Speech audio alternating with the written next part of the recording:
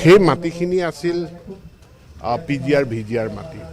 গতিকে সেই মাটিখিনি কাকো আবণ্টন দিয়া হোৱা নাই, সেইখিনি সংৰক্ষিত ভূমি। সেই সংৰক্ষিত ভূমিত এছাম লোকে বেদখল তেওঁলোকে কৰিছে আৰু সেই বেদখল চৰকাৰে ন্যায়সংগতভাৱে উচ্ছেদ কৰিছে। আৰু উচ্ছেদ কৰিবলৈ যাওঁতে আমি তাত কেতিয়াবা থলুৱা মানুহ, খিলঞ্জীয়া মানুহো বেদখলকাৰীসকলৰ মাজত আছিল, তেওঁলোকো উচ্ছেদিত হৈছে। গতিকে 200 কিমানটা পৰিয়াল তাত উচ্ছেদিত হৈছে। তাৰ ভিতৰত 19টা পৰিয়াল খিলঞ্জীয়া পৰিয়ালো উচ্ছেদিত হৈছে।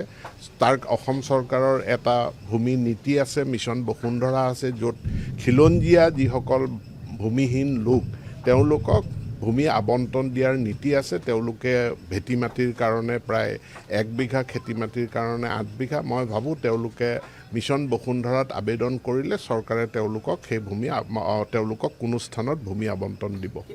নহয়, চাওক, ক'ৰবাত খিলঞ্জীয়া এজন উচ্ছেদিত হৈছে, অখিলঞ্জীয়া 20জন তাৰ লগত উচ্ছেদিত হৈছে। এতিয়া এজনৰ নাম লৈ পেলাই 19জনক সুৰক্ষা দিয়া নীতিটো কেতিয়াও গ্ৰহণযোগ্য হ'ব নোৱাৰে। মুঠ কথাটো হ'ল যে সেই মাটিখিনি সংৰক্ষিত মাটি। সেই সংৰক্ষিত মাটিত বেদখলকাৰী আছিলে, বেদখলকাৰীৰ ভিতৰত বিভিন্ন জনগোষ্ঠীৰ মানুহ আছিলে আৰু গতিকে বেদখল উচ্ছেদ হৈছে। খিলঞ্জীয়া কোনো লোক তেওঁলোকে যদি ভূমিহীন হয়, তেওঁলোকে নীতি নিয়মৰ ভিতৰত মিছন বসুন্ধৰাত তেওঁলোকে আবেদন কৰিলে চৰকাৰে তেওঁলোকক মাটি দিয়াৰ ব্যৱস্থা কৰিব।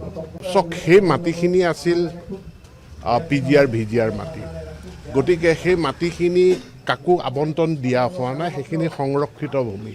সেই সংৰক্ষিত ভূমিত এছাম লোকে বেদখল তেওঁলোকে কৰিছে আৰু সেই বেদখল চৰকাৰে ন্যায়সংগতভাৱে উচ্ছেদ কৰিছে। আৰু উচ্ছেদ কৰিবলৈ যাওঁতে আমি তাত কেতিয়াবা থলুৱা মানুহ, খিলঞ্জীয়া মানুহো বেদখলকাৰীসকলৰ মাজত আছিল, তেওঁলোকো উচ্ছেদিত হৈছে।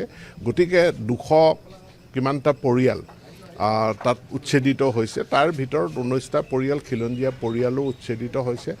তাৰ অসম চৰকাৰৰ এটা ভূমি নীতি আছে, মিছন বসুন্ধৰা আছে, য'ত খিলঞ্জীয়া যিসকল ভূমিহীন লোক তেওঁলোকক ভূমি আবণ্টন দিয়াৰ নীতি আছে। তেওঁলোকে ভেটি মাটিৰ কাৰণে প্ৰায় 1 বিঘা, খেতি মাটিৰ কাৰণে 8 বিঘা। মই ভাবোঁ তেওঁলোকে মিছন বসুন্ধৰাত আবেদন কৰিলে চৰকাৰে তেওঁলোকক সেই ভূমি তেওঁলোকক কোনো স্থানত ভূমি আবণ্টন দিব।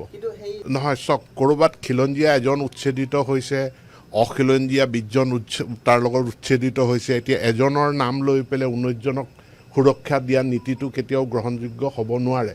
মুঠ কথাটো হ'ল যে সেই মাটিখিনি সংৰক্ষিত মাটি। সেই সংৰক্ষিত মাটিত বেদখলকাৰী আছিলে, বেদখলকাৰীৰ ভিতৰত বিভিন্ন জনগোষ্ঠীৰ মানুহ আছিলে আৰু গতিকে বেদখল উচ্ছেদ হৈছে। খিলঞ্জীয়া কোনো লোক তেওঁলোকে যদি ভূমিহীন হয়, তেওঁলোকে নীতি নিয়মৰ ভিতৰত মিছন বসুন্ধৰাত তেওঁলোকে আবেদন কৰিলে চৰকাৰে তেওঁলোকক মাটি দিয়াৰ ব্যৱস্থা কৰিব।